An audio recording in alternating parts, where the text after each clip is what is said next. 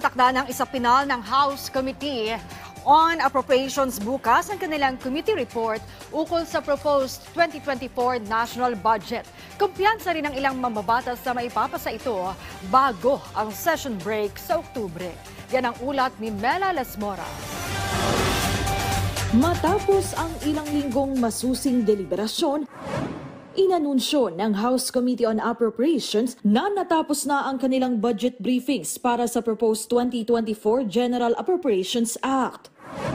Huling sumalang sa pagdinig ng komite ang mga opisyal ng Commission on Higher Education. Ayon kay Appropriations Panel Chair Elizalde Co, lubos ang pasalamat nila sa lahat ng mga kasamahang nagsikap para maayos at mabilis nilang maipasa sa committee level ang budget proposal. Makakaasaan niya ang taong bayan na nakatuon ang panukalang batas na ito sa mga hakbang para mapaunlad ang bansa at masiguro ang kapakanan ng bawat Pilipino.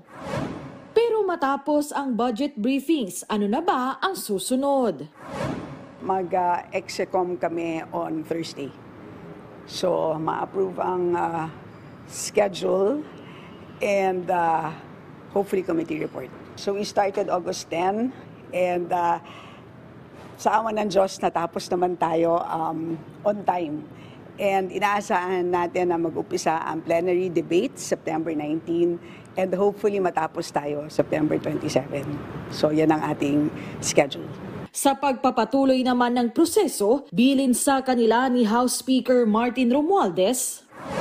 Siyempre, una sa lahat, kailangan natin matapos on time. That's really number one. Kasi siyempre, ayaw natin ng delay. Ang pinakamabigat na ayaw natin mangyari is yung ma-reenact ng budget. And siyempre, number two, ay kailangan natin ng scrutiny. Very important yan. Sa pagsalang naman sa plenaryo ng budget proposal sa susunod na linggo, may nakikita na ba ang mga kongresista na mga ahensyang tatapyasan o dadagdagan ng pondo? Mahirap magsalita at this point. Baka syempre, baka magtampo ang mga ahensya, di ba? So, and at the same time, may plenary debates pa naman talaga. At so, huwag muna natin i-judge at this point in time. Kasi yung pagkilatis talaga is really going to happen pa sa plenary debates. Pagtitiyak ng mga mambabatas kapakanan ng taong bayan ang kanilang isinasaalang-alang sa kanilang bawat hakbang. Mela Lesmoras para sa Bayan.